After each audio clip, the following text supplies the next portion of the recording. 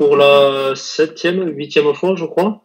Donc, parler avec Andrea Bescon de la résilience, donc avec des réseaux sociaux, les risques des réseaux sociaux. Après, on a eu la BPDJ pour nous présenter la salle Mélanie, la salle d'audition pour les mineurs. On a eu Muriel Salmonin pour le traumatisme de la victime et le stress post-traumatique. Je crois que j'en oublie, mais je sais plus. Et donc aujourd'hui, Madame Moncani, enchantée, donc présidente du CRIAF, je vais te laisser te présenter. Ravi de faire ce nouveau live avec toi. Donc on va parler de pédophiles et de pédophilie. On n'a pas mis pédocriminel, mais on va expliquer justement la différence entre les deux et bien comprendre pourquoi on a mis pédophile et non pas pédocriminel sur la thématique de ce soir. On va parler aussi un peu de résilience, de justice restaurative. Alors on peut pas inviter tout le monde, mais on expliquera aussi qui intervient aussi dans cette justice restaurative et comment c'est arrivé en France et par quel biais et tout ça. Donc Marie-Hélène, pardon, enchantée, je te laisse te présenter et du coup présenter le CRIAF avec qui moi j'ai commencé un travail il y a 1 ou 2 ans sur le terrain lors de conférences, notamment de ciné-débat suite à la diffusion du film Les Chatouilles. Donc Anne-Hélène, bienvenue chez les Colosses et je te laisse la parole du coup. Mais écoute, merci beaucoup Sébastien pour nous c'est toujours extrêmement important de pouvoir parler de la prévention des violences sexuelles.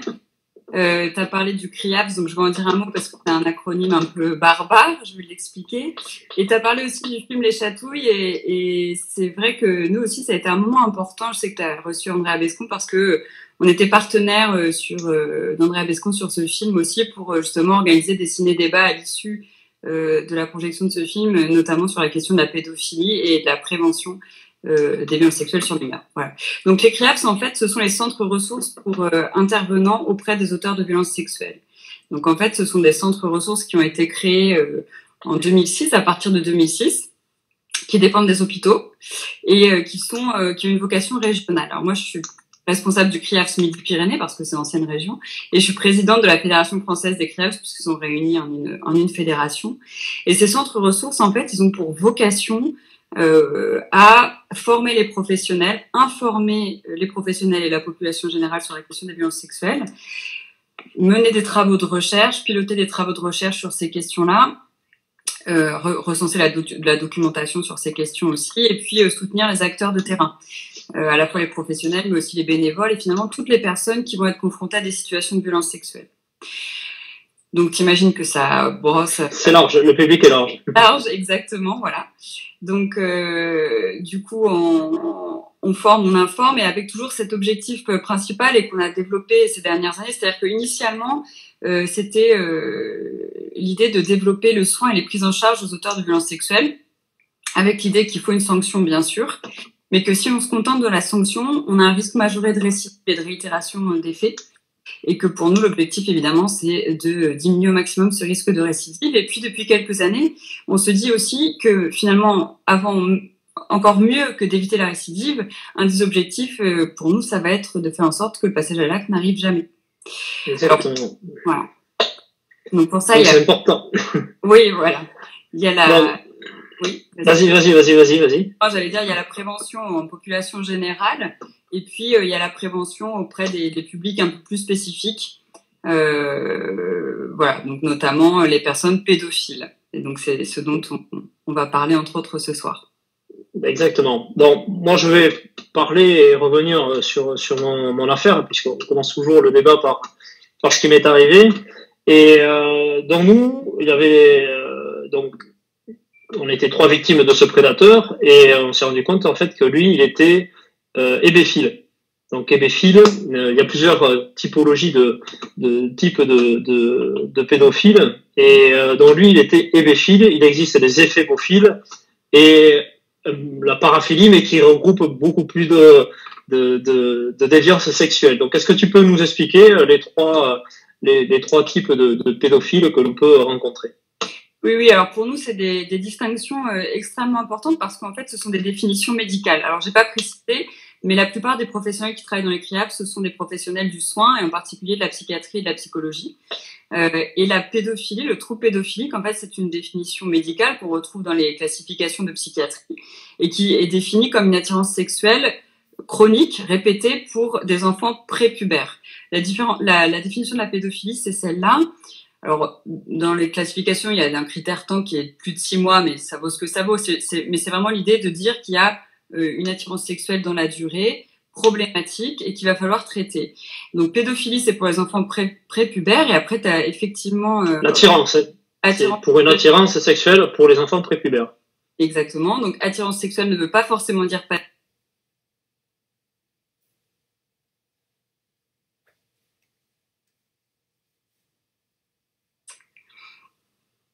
Et puis, il y a les personnes qui passent à l'acte et qui deviennent des pédocriminels.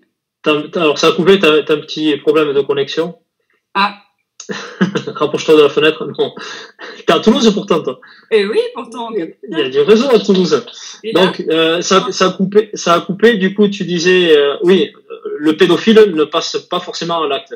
Il va être nommé de pédocriminel une fois qu'il sera passé à l'acte. C'est ça la différence. Donc, on peut être pédophile sans être pédocriminel. Et on peut être aussi pédocriminel, c'est-à-dire agresser sexuellement des enfants sans être pédophile. Une personne qui agresse sexuellement un mineur une fois, ça ne veut pas dire que c'est sexuel chronique pour les enfants. C'est un pédocriminel. C'est un pédocriminel, voilà. Oui. Tu as des problèmes de connexion. Tu as des problèmes de connexion. Ah, je suis... T'entends là? Ça va le faire. Donc, là je t'entends. Donc, pour résumer, donc pédophilie, pédo c'est enfant, philie c'est amour, donc c'est un adulte qui a une attirance sexuelle pour les enfants. Est-ce qu'un mineur peut être pédophile? Alors moi, ce qui m'est arrivé lors d'une intervention, quand j'interviens dans les écoles primaires, dans les collèges et les lycées, à la fin, on laisse ce temps d'entretien individuel pour ceux qui n'ont pas compris un terme qu'on a utilisé ou qui ont un secret qui les rend malheureux. Et il m'est arrivé, dans la banlieue de Bordeaux, dans un lycée, où j'ai un gamin qui vient me voir à la fin et qui me dit, donc le gamin avait 15 ans, j'ai une attirance sexuelle pour les petites filles, je ne suis jamais passé à l'acte, est-ce que je suis un pédophile? Donc est-ce que tu peux répondre à cette question? Alors là aussi, dans les classifications, il y a toujours des critères un peu arbitraires, mais dans le DSM, on considère qu'on peut parler de troubles pédophiliques à partir de l'âge de 16 ans, même si ça peut arriver chez des jeunes de 15 ans aussi qu'on voit des attirances sexuelles problématiques pour les enfants. Mais en tout cas, ce qui est important, c'est qu'il y a minimum un écart d'âge de 5 ans entre la personne qui est attirée. C'est-à-dire qu'on va parler de pédophilie dès lors que le jeune a plus de 16 ans et qu'il est attiré par les enfants de moins de 9 ans. Très bien. Voilà. Et après, juste pour préciser par rapport à ce que tu disais, tu parlais d'hébéphilie. L'hébéphilie, c'est une attirance sexuelle pour les mineurs en cours de puberté. Et 12-16 ans. Ouais. Et l'éphébophilie, c'est pour une attirance sexuelle pour les mineurs pubères, donc plus les 16-18 ans. Voilà. Donc, nous, il était hébéphile, attiré par la tranche d'âge 12-16 ans, et éphébophile, donc 15-19 ans. Et on me pose la question souvent, mais à 19 ans, on n'est plus un mineur, on est un adulte. Pourquoi il y a ce... En tout cas, pour la loi... C'est comme ça. Là aussi, bien sûr, c'est des critères arbitraires et il est bien évident qu'on a des adolescents de 18 ans qui n'ont pas du tout le même niveau de développement psycho-affectif et sexuel que d'autres mineurs de 18 ans. Donc, on va en tenir compte, nous aussi, dans nos évaluations médicales. Alors, j'ai fait une expérience et ça m'a permis de prouver que j'étais aussi résilient à 200%.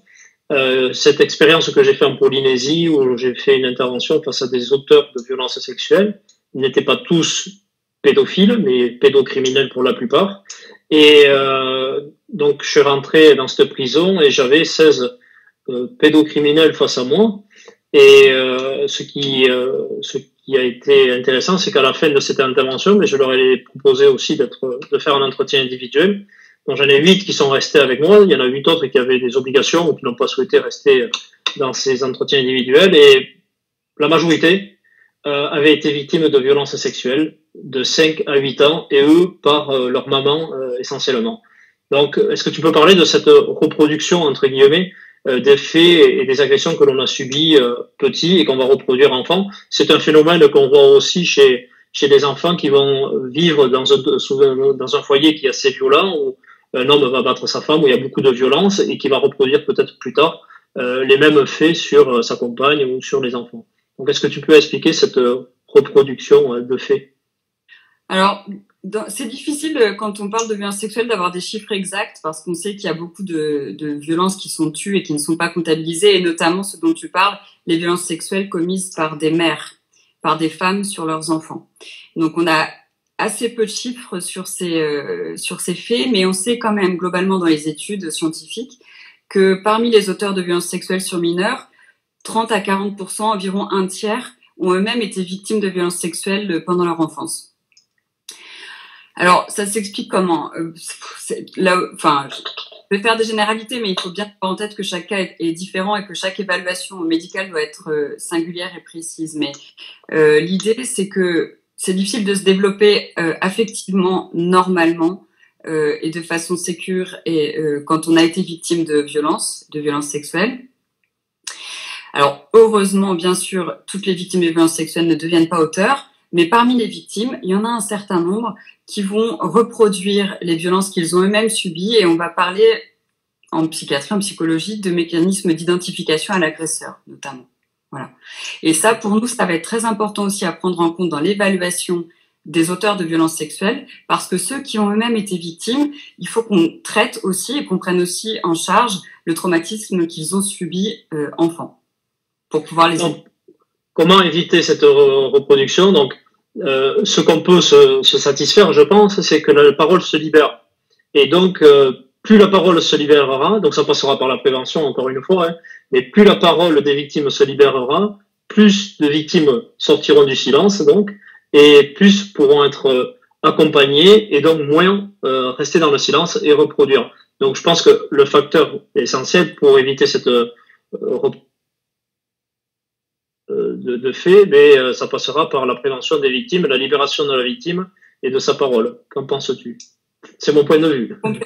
Non, mais complètement. Mais on a parlé tout à l'heure de prévention, et pour nous, c'est fondamental d'agir alors auprès de la population générale, des enfants, mais surtout auprès, et en tout cas, c'est absolument fondamental pour nous d'intervenir auprès des enfants qui ont été victimes, parce qu'on sait, c'est ce que je disais tout à l'heure, les conséquences que ça peut avoir sur le développement psycho-affectif de l'enfant, sur sa sécurité intérieure, et tout ça, il faut le prendre en charge, parce que pour qu'il puisse se développer de façon satisfaisante à l'âge adulte et qu'il puisse accéder à une vie sexuelle et affective épanouie. Pour nous, c'est extrêmement important. Alors, pour les victimes, et puis aussi parce que parmi les personnes pédophiles dont je parlais, les personnes qui sont attirées sexuellement par des enfants, il y en a un certain nombre qui expliquent bien qu'ils ont été victimes de violences sexuelles dans leur enfance, et qu'il y a une espèce de fixation sur la sexualité infantile. D'accord. Ces personnes-là, il faut qu'on les prenne en charge. C'est pour ça qu'on a mis en place on s'est rencontrés, alors tu l'as dit, tu as travaillé avec les CREFS, mais nous, on s'est rencontrés lors la présentation du plan de lutte contre les violences faites aux enfants par Adrien Taquet l'an dernier, où les CRIAF s'étaient invités, notamment parce qu'il a soutenu la mise en place d'un numéro de téléphone d'évaluation orientation pour les personnes pédophiles. Alors, des numéros de téléphone, il y en a beaucoup en ce moment, mais l'idée, c'était que les personnes pédophiles, donc qui repèrent qu'elles ont une attirance sexuelle pour les enfants et que c'est un problème et qui souhaitent être aidées pour ne pas passer à l'acte, il faut qu'elles aient un numéro de téléphone qu'elles puissent appeler pour pouvoir être prises en charge et orientées rapidement vers les soins adaptés. Voilà. C'est ce que j'avais fait avec ce jeune qui était venu me voir. J'avais immédiatement appelé l'antenne de Bordeaux, du CRIAF, et il avait pris de suite en charge. En plus, ils ont une psychiatre qui est spécialisée dans les adolescents, justement, qui ont cette attirance sexuelle. Et c'est vrai que ça avait été efficace apparemment. Et bon, moi, il m'avait dit qu'il n'était pas passé à l'acte. J'espère que s'il avait fait vraiment, parce que moi j'avais le doute quand même, j'espère qu'il a pu le dire et le nommer, et voilà, que la victime a pu aller être contactée par la suite. Il y a quelque chose qu'on n'a pas dit mais qui est extrêmement important, c'est que il y a un quart des violences sexuelles commises sur les mineurs qui sont commises par des mineurs, notamment dans les institutions ou au sein de certaines fratries. Et la prise en charge des mineurs auteurs de violences sexuelles est spécifique. Et pour nous, c'est primordial d'intervenir à ce moment-là, parce qu'on sait qu'en termes d'évolution et de pronostic, plus on prend en charge tôt ce type de problématique, et mieux ça va évoluer par la suite, et moins il y aura de victimes derrière. Bien sûr. Alors, je vois, j'ai une question qui est posée, là, ça fait 3 ans que nous attendons, donc on va parler d'un jugement ayant avoué en plus, alors j'ai un contre-jour, donc désolé, il est libre et continue sa vie, car pour l'instant, présumé innocent. Effectivement, pour vous dire, moi, quand j'ai déposé plainte en 2008, fin novembre 2008, le procès est passé le 29 mai, c'est conclu le 29 mai 2013. Donc il a fallu attendre plus de 4 ans, et malgré le fait que l'agresseur avait tout avoué. Donc effectivement, on en a parlé sur l'aspect juridique et sa lenteur, mais elle est lente parce qu'il y a malheureusement beaucoup d'affaires qui sortent, et elle va être, j'ai peur, tant qu'ils ne mettront pas les moyens alors ils ont commencé à mettre des tribunaux spécifiques pour ces violences sexuelles. Donc tant mieux, mais effectivement, plus la parole va se libérer, plus l'attente va être longue, parce qu'il va y avoir une recrudescence de témoignages, et on craint tous justement le post-déconfinement, où on risque de recevoir lors de nos interventions beaucoup de témoignages de violences sexuelles pendant cette période de confinement. Malheureusement, tout le monde en est conscient. La justice est arrêtée actuellement en plus. Donc, dans ces affaires, il faut prendre son mal en patience, malheureusement. Notre agresseur, malgré 3 victimes que l'on était, il est arrivé libre au tribunal. Et bon, voilà. Bon, maintenant, il a été incarcéré. On a eu gain de cause, mais effectivement, il faut s'armer de patience quand on va déposer plainte. Est-ce que tu veux réagir, toi aussi, Anne-Hélène? Oui, bien sûr. Le temps judiciaire est terriblement long pour tout le monde, et c'est difficile de travailler. Alors pour nous de travailler avec cette temporalité-là, pour les victimes de subir cette temporalité. Alors pour les personnes, pour les auteurs qui avouent et qui reconnaissent les faits, on peut enclencher un travail avant la condamnation. Donc ça, je pense que, alors moi je travaille en prison, hein, c'est quelque chose qu'on fait. Voilà, parfois on peut commencer un travail avant même la condamnation, mais c'est pas toujours le cas, et c'est plus comment dire, pour nous c'est important aussi qu'il y ait cette sanction pénale, parce que ça va venir marquer un temps important dans la prise en charge. Après, tu as raison de dire que la parole se libère, et c'est une excellente chose, et il faut continuer à œuvrer pour ça. Mais si les moyens sont pas mis derrière au niveau judiciaire, sur les enquêtes, les procès et les prises en charge derrière, on risque d'être confronté à un allongement encore de ces durées, ce qui est une catastrophe pour tout le monde. Clairement. Exactement. Comment peut-on traiter alors, on parlait de la castration chimique qui existe encore dans notre pays, mais qui va sûrement être annulée parce qu'il y a un effet pervers de cette castration, apparemment, qui les rendrait violents aussi.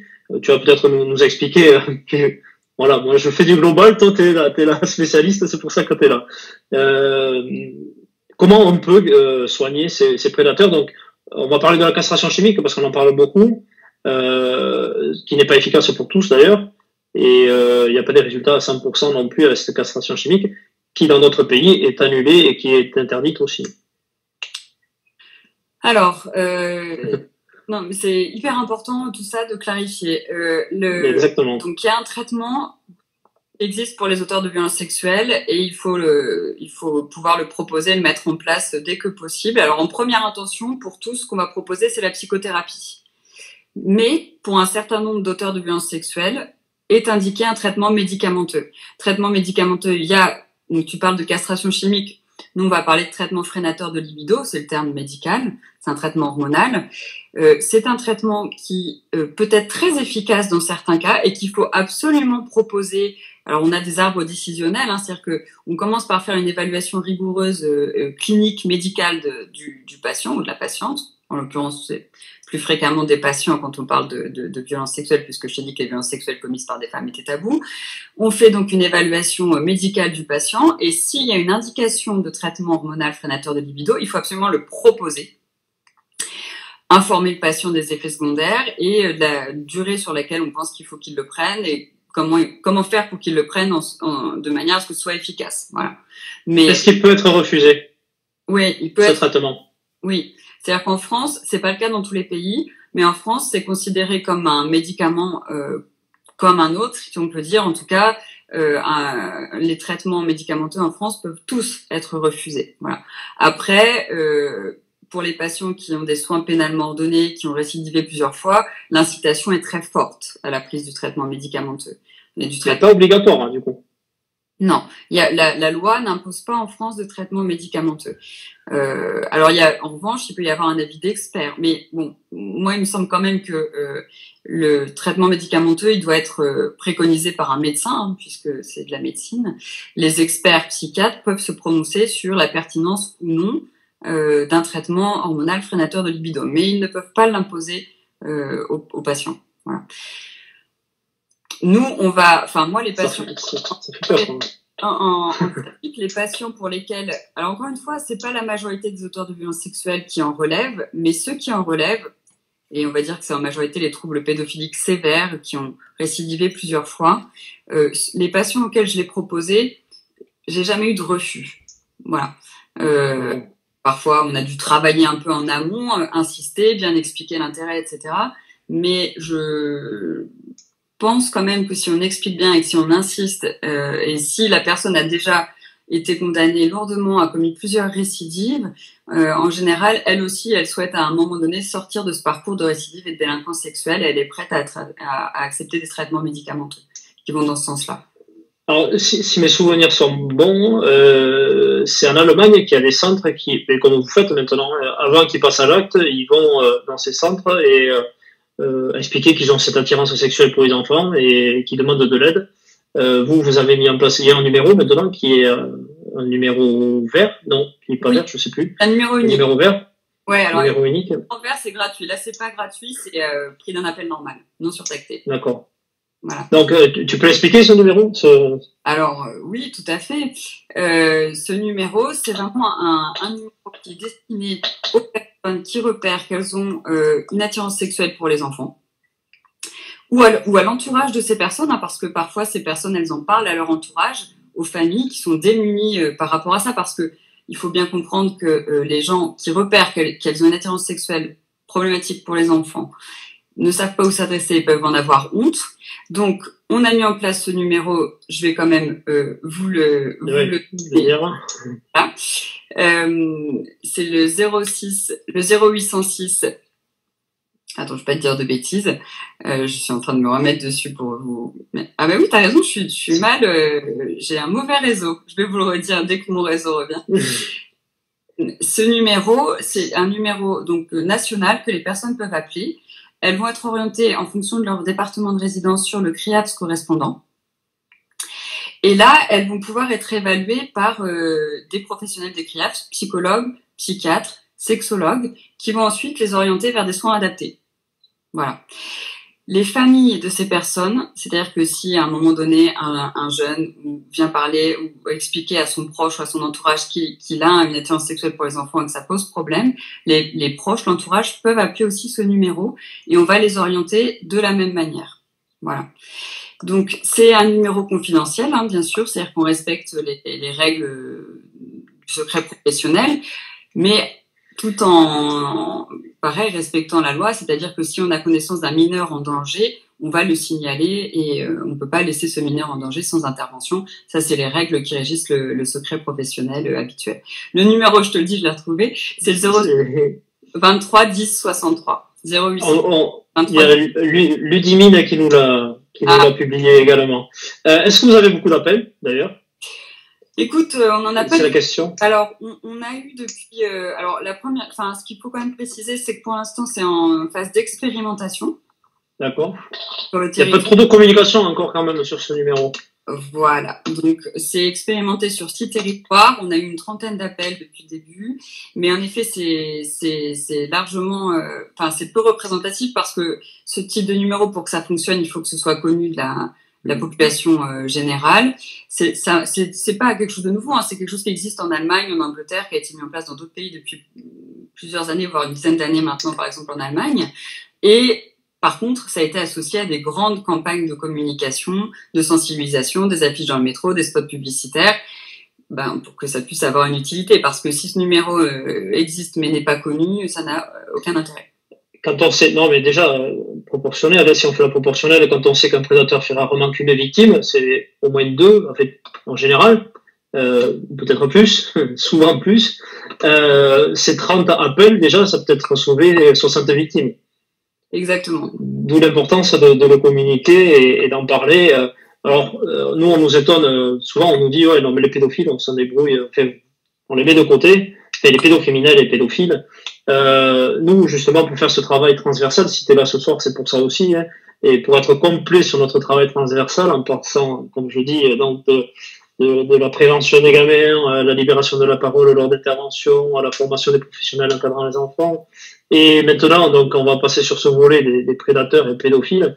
Donc, il va falloir travailler sur cette communication parce que c'est important quand on sait les dégâts que font ces prédateurs ou prédatrices. Alors, le chiffre, nous on donne 10% de femmes, mais les chiffres sont entre 7 et 10% des pédophiles sont des femmes. Oui, mais là aussi, effectivement, il y a quelque chose. Sur la prévalence du trouble pédophilique qui retrouve ce chiffre-là, enfin des chiffres assez variables d'ailleurs des femmes, de la proportion de femmes pédophiles, donc attirées sexuellement par les enfants, mais il est très probable que ce chiffre soit peu fiable puisque c'est déjà extrêmement tabou de parler de pédophilie de façon générale, mais a fortiori pour les femmes attirées sexuellement par les enfants, c'est quelque chose de honteux. De façon générale pour les hommes, mais pour les femmes a fortiori. Enfin, moi, j'ai vraiment un souvenir qui m'a marqué d'une jeune femme qui s'était présentée aux urgences psychiatriques. Je travaillais aussi aux urgences psychiatriques à un moment donné, qui avait fait une tentative de suicide, qui était extrêmement mal, et qui a fini après un long entretien par nous dire qu'elle était attirée sexuellement par les enfants et que pour elle c'était absolument insupportable d'être ce monstre pédophile. Voilà.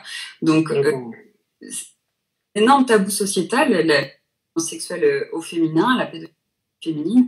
Et pourtant, on sait, tu l'as dit tout à l'heure, dans les enquêtes de victimation, c'est-à-dire de la population générale, savoir combien de personnes ont été victimes de violences sexuelles, on sait qu'il y a un certain nombre d'enfants mineurs qui déclarent avoir été victimes de violences sexuelles par des femmes. Ouais, on en reçoit beaucoup, effectivement, beaucoup d'hommes qui ont été victimes par leur maman ou alors leur sœur. Chez les nounous aussi, on a pas mal de problèmes. Et malheureusement, quand j'étais en Polynésie, effectivement, il y a des coutumes. Et quand je dis que c'est culturel dans certains endroits, c'est dur à entendre, mais effectivement, il y a le film Police. Voilà, c'est exactement ce qui se passe là-bas pour endormir les enfants. Et c'est ce que j'ai pu entendre moi de ces personnes incarcérées qui me disaient comment ça se passait pour eux. Et effectivement, on en parle trop peu aussi. La femme est trop.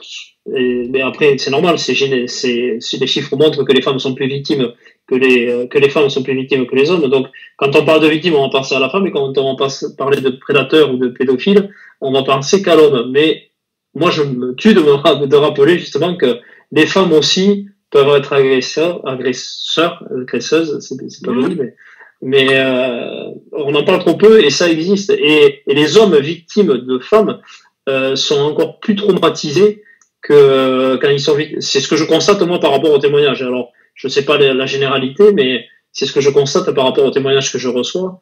Et il y a beaucoup plus de honte quand c'est une femme qui va violer un garçon, pour l'homme. Complètement. Et moi, je le constate du côté clinique, hein, de mon expérience de clinicienne, de médecin.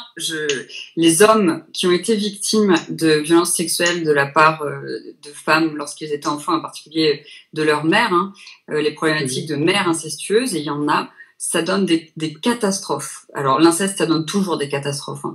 Mais moi, il me semble que cliniquement, les hommes victimes de leur mère incestueuse, ça donne vraiment des catastrophes au niveau développemental.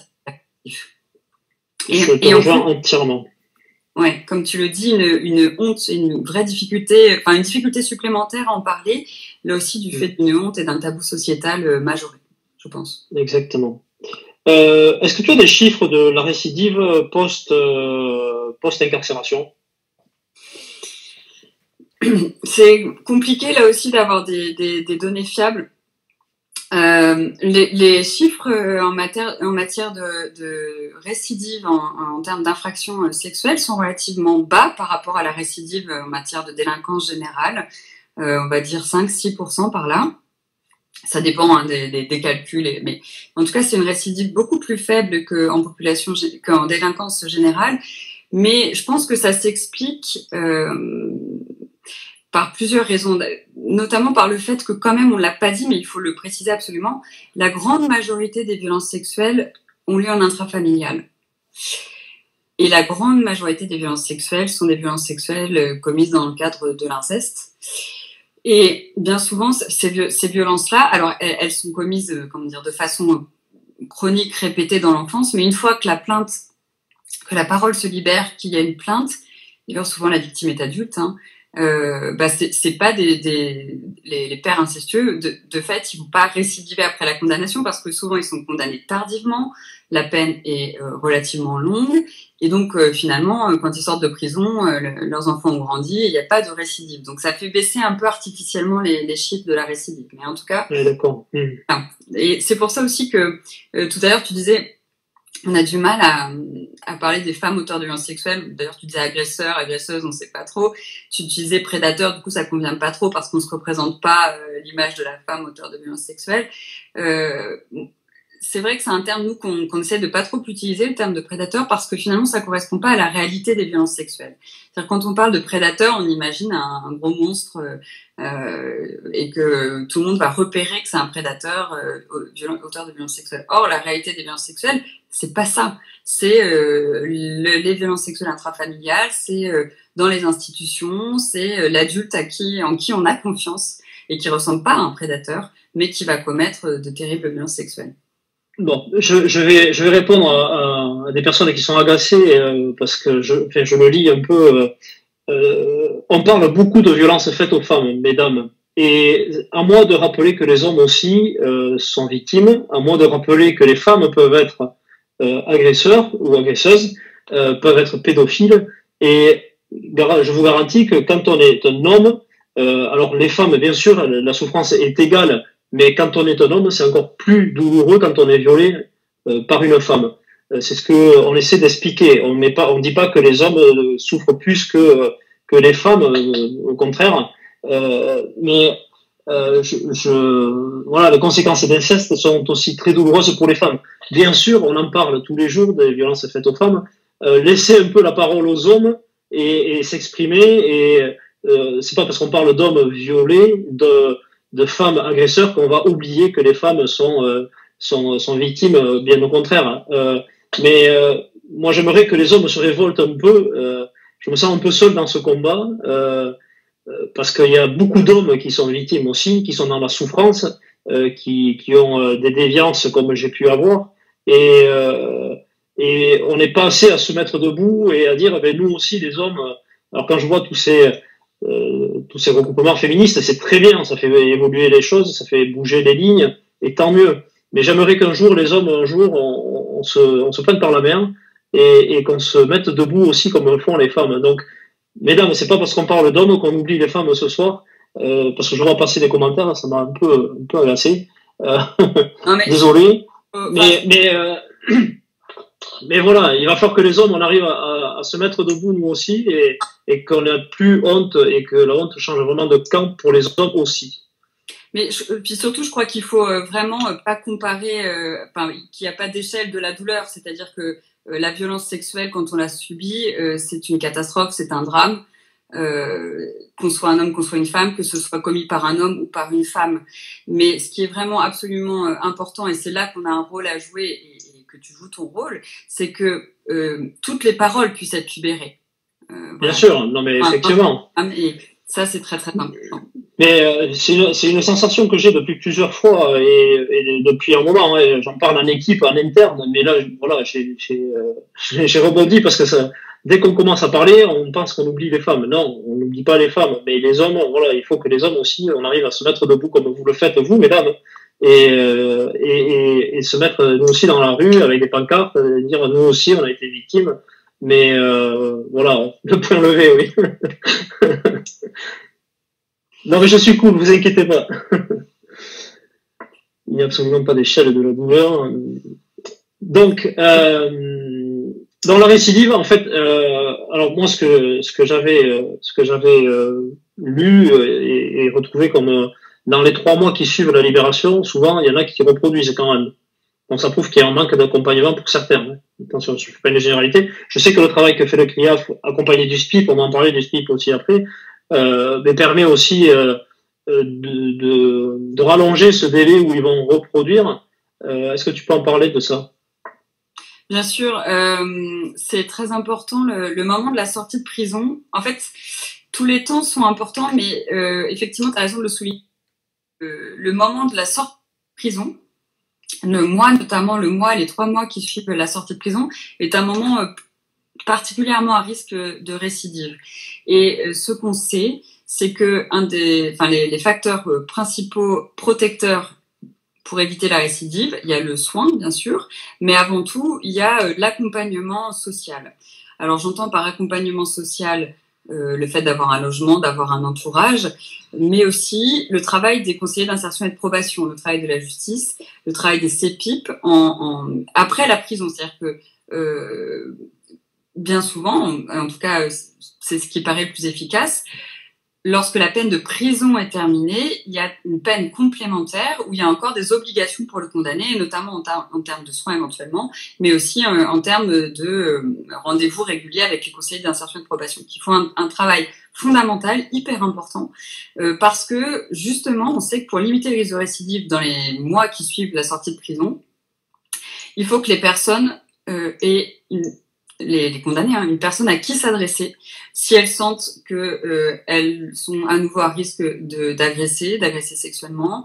Alors par exemple au Canada, ils ont même mis en place ce qu'on appelle les cercles de soutien et de responsabilité. C'est des cercles, des groupes de bénévoles qui donnent des rendez-vous régulièrement à la personne sortie de prison pour faire le point avec elle. Où est-ce qu'elle en est par rapport à ses troubles, aux infractions qu'elle a commises, à sa réinsertion, etc. Et ça montre une efficacité sur la diminution du risque de récidive. C'est un peu le principe de la justice restaurative, voilà, dont tu voulais parler aujourd'hui aussi. C'est cette idée-là que la justice et la prise en charge ne s'arrêtent pas à la prison, à l'incarcération, et que si on met en place une forme de continuité dans la prise en charge après la prison, on diminue le risque de récidive. D'où l'importance de cette justice restaurative. Donc j'en profite, alors je ne sais pas si elles sont connectées, j'en profite. Alors moi, suite à cette intervention que j'ai fait en Polynésie face à ces auteurs et vu l'efficacité qu'il y a eu, puisque ils sont venus me parler et ils avaient peur de reproduire alors qu'ils sont suivis par le SPIP et les psychologues et jamais ils n'ont osé leur en parler et à moi ils m'en ont parlé. Alors pourquoi, je sais pas, je suis pas magicien pourtant, mais le fait d'être une victime, d'être un homme, peut-être leur a donné aussi du courage. Ils se sont pas sentis face à un docteur ou face à un avocat ou autre, donc c'est peut-être pour ça que ça a été plus simple pour eux d'en parler. Donc j'ai l'intention je devais suivre une formation. Donc je salue, je sais pas si elles sont là, mais Adélaïde Moncombe, qui est conseillère au SPIP de Gironde, et Émilie Matignon, qui est coordinatrice de l'antenne du sud-ouest de l'Institut français de justice restaurative, donc qui forme les professionnels aussi et les victimes. Donc c'est le concept de la justice restaurative. Alors je suis pas spécialiste, tu vas peut-être rajouter des éléments, mais c'est confronter une victime à des prédateurs ou à son agresseur. Alors moi, honnêtement, intervenir face à mon agresseur, ça je n'y arriverai jamais. Je ne pourrais pas le faire, j'en suis pas à ce stade-là. Il y en a qui arrivent, tant mieux. Il y en a qui en ont besoin, tant mieux. Mais voilà en gros la justice restaurative. Et est-ce que tu veux en parler? Tu as déjà commencé, mais c'est Taubira, je crois, comme on en parlait tout à l'heure, et qui a instauré ça ici en France, enfin qui l'a amené officiellement en France. Oui, enfin, en fait, il y avait eu déjà des expérimentations à partir de 2000, je crois, la première expérimentation en France, parce que c'est quelque chose qui existe déjà dans d'autres pays depuis longtemps. Hein.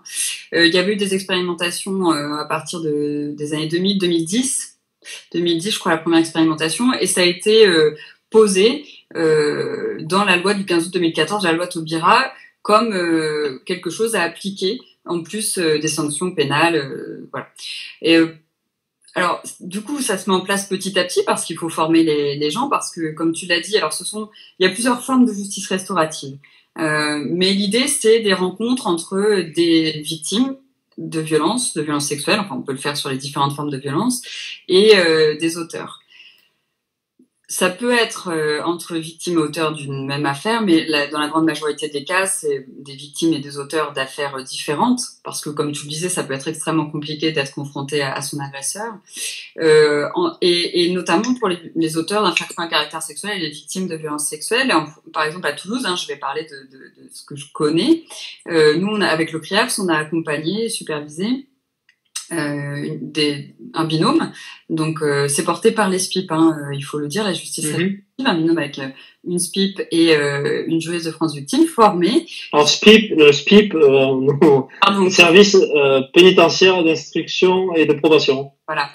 Et donc, pour vite fait, c'est eux qui vont accompagner l'incarcéré pendant son incarcération et qui vont l'aider aussi à la réinsertion et l'orienter à la réinsertion post-confinement, j'allais dire. Post-confinement. On peut dire ça. Et après, prison, et du coup, c'est des repères hyper importants pour les condamnés. Et donc là, on a ce binôme qui animait un groupe d'auteurs de violences sexuelles et de victimes de violences sexuelles. Donc, ils étaient 6. C'est un nombre de séances variable, mais là, c'était 5 séances. Et vraiment, c'était absolument passionnant de voir l'effet que ça a eu, à la fois sur les auteurs, avec une prise de conscience. Alors, bien sûr, c'est des auteurs qui avaient déjà été suivis en détention, mais là, le fait d'être en direct avec des victimes qui font part de ce qu'elles ont vécu, des conséquences des violences, c'est très, très puissant et très fort, je pense, en termes de diminution du risque de récidive du côté des auteurs. Et pour les victimes aussi, elles faisaient vraiment un retour très positif de ces séances, avec l'idée qu'elles avaient eu le sentiment, en tout cas, je dis elles parce qu'en l'occurrence c'était des femmes, le sentiment de pouvoir mettre des mots sur ce qui s'était passé. Elles avaient pu poser des questions à ces hommes qui étaient des agresseurs, et elles avaient le sentiment que ça les avait fait évoluer aussi sur leur propre traumatisme. Donc, alors voilà, c'est une expérience, c'est nouveau, ça se met en place, mais en tout cas, je pense vraiment que ça peut être très bénéfique pour les auteurs comme pour les victimes. Les résultats sont positifs au Canada, en tout cas depuis 30 ans qu'ils le font, ou peut-être un peu plus. Mais le Canada, bon, c'est notre laboratoire. Hein, ils ont des années d'avance par rapport à la France. On n'est pas les meilleurs, mais on s'améliore. Il faut pas oublier de le dire aussi, que ce soit sur l'accueil des victimes en gendarmerie ou en commissariat, l'accompagnement des victimes. Voilà, tout s'améliore, mais on n'est pas les meilleurs.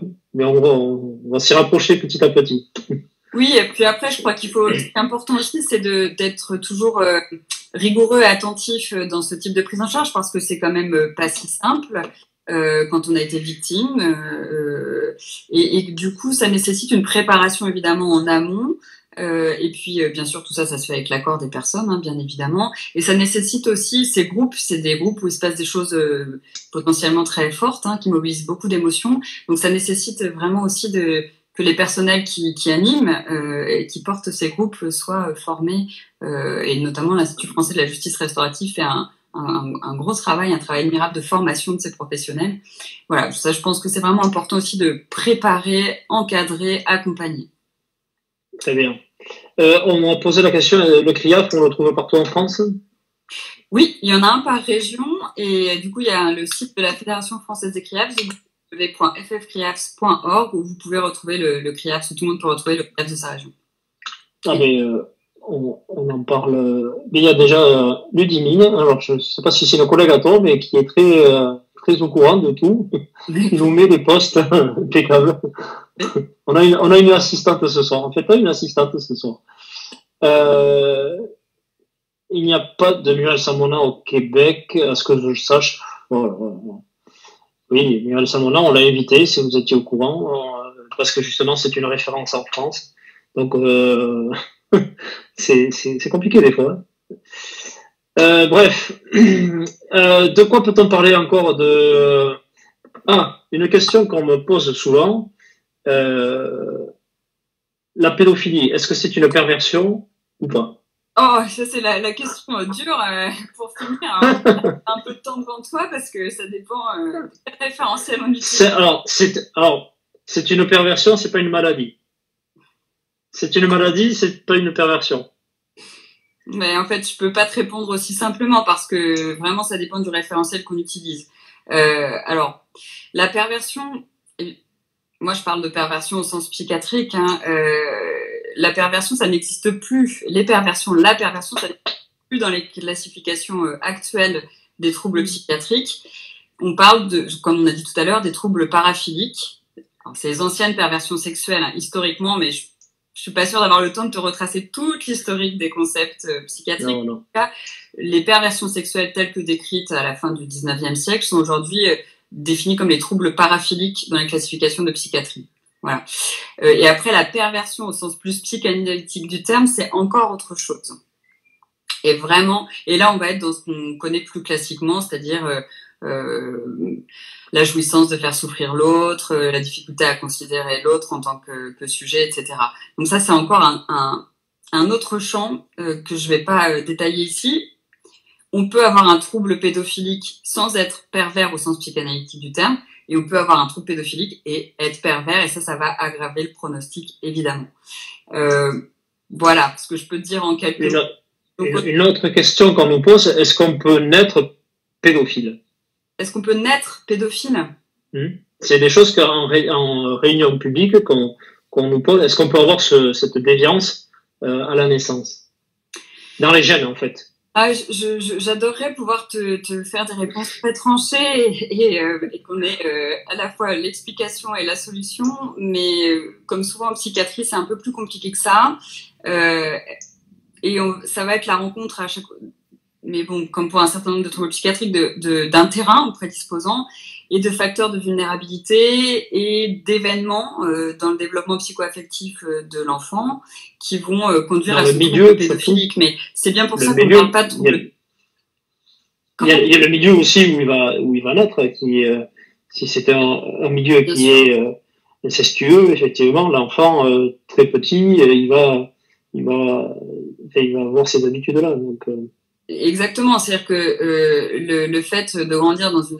Alors, on n'a pas trop le temps de développer, mais la question de l'inceste notamment, on sait s'il n'y a pas de prise en charge, s'il n'y a pas de sanction, si c'est pas parlé, il y a un risque de répétition transgénérationnelle, hein, ça c'est des phénomènes qu'on voit souvent.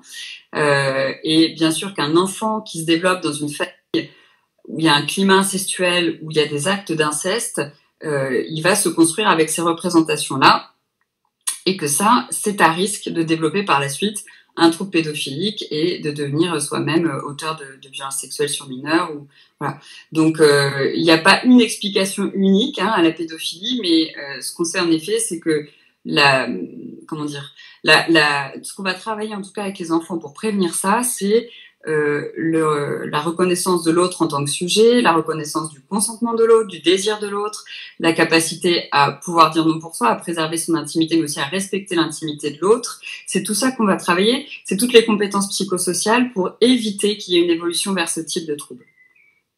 Et on parle beaucoup d'enfants. Nous, quand pour éviter la reproduction, je lis en même temps les questions, mais quand on a un enfant dont les jeux sexuels inappropriés pour l'âge, un enfant qui dans la cour de récréation va s'amuser à toucher le jeu du touche-pipi, même si j'aime pas cette expression, va s'amuser à toucher les parties intimes de tous ses collègues, c'est un enfant sûrement. Bon, il y a la découverte du corps, mais souvent il reproduit aussi ce qu'il subit ailleurs. Donc il faut être attentif à ça aussi. Oui, il y a un enjeu très important autour de... Alors, ce que nous on appelle les comportements sexuels problématiques, hein, donc chez les enfants, c'est-à-dire que chez les enfants, on ne parle pas d'infraction évidemment avant l'âge de 12 ans, parce qu'on considère qu'ils ne sont pas aptes à reconnaître ce qui relève de l'infraction ou pas, mais par contre on va travailler au repérage de ce qu'on appelle les comportements sexuels problématiques et à la prise en charge précoce de ces comportements sexuels problématiques, parce que là aussi, on sait que plus on intervient tôt, et plus on améliore les chances d'un pronostic favorable et d'une évolution favorable. Donc ça, c'est un enjeu hyper important pour nous, là aussi, en termes de prévention. Et il faut que les adultes soient formés à repérer ce type de comportement problématique et derrière que les adultes puissent orienter vers les bonnes personnes ou pour les bonnes prises en charge. Et c'est quelque chose qu'on doit avoir en tête aussi en termes de prévention quand on intervient auprès des enfants. Il faut apprendre aux enfants à se protéger, à dire non, à préserver leur intimité, mais il faut aussi, et ne pas oublier, d'apprendre aux enfants à respecter l'intimité de l'autre, à respecter le nom de l'autre. Ça, c'est quelque chose qui est vraiment central aussi pour nous quand on fait de la prévention auprès de la population générale. On intervient auprès des victimes potentielles, on intervient aussi auprès des auteurs potentiels. Et donc, il faut apprendre à nos enfants à se protéger, mais aussi à respecter les autres si on veut être vraiment efficace sur la prévention de la violence. Exactement. Cette prévention, notre leitmotiv. Est-ce que le fait que notre agresseur ait subi la même chose que ce qu'il nous a fait subir lui donne une excuse et fait qu'il n'est pas, j'ai pas la suite. Alors le fait, non, moi je me vois mal déjà, je comprends pas, j'ai du mal à comprendre les personnes qui reproduisent parce que enfin moi qui ai subi ça, je me vois mal reproduire ce que j'ai subi à un enfant et j'ai du mal à le comprendre, surtout qu'on sait le mal que ça nous fait et la destruction que ça nous apporte. Donc je suis pas dans cette vengeance, mais la décompensation, ça s'appelle aussi. Oui, enfin, c'est pas une excuse quoi. Enfin, moi je prends pas ça pour une excuse. C'est pas parce que j'ai subi que je vais reproduire. Donc vas-y. Non, c'est-à-dire que, enfin, je sais pas si la question c'est la question de l'excuse ou pas, mais en tout cas, nous, enfin, au niveau médical, c'est quelque chose qui va être pris en compte dans la compréhension du phénomène de violence, mais ça ne justifie en aucun cas la violence. La violence, elle ne se justifie par rien. Donc à partir de là, et puis il y a, en plus quand même on l'a dit, hein, on a dit qu'il y avait environ un tiers des auteurs qui avaient été victimes, mais d'abord c'est pas le cas de tous les auteurs de violences sexuelles, et puis surtout et heureusement toutes les victimes de violences sexuelles ne deviennent pas auteurs. Donc en soi ça ne justifie rien. On le prend en compte dans la prise en charge derrière, mais ça ne justifie pas la violence. Très bien. Mais je crois qu'on a fait, enfin pas le tour de la question, mais il y a pas mal de questions. Alors, je sais pas. Alors, j'ai Claire. Ah, attends, j'ai peut-être une question.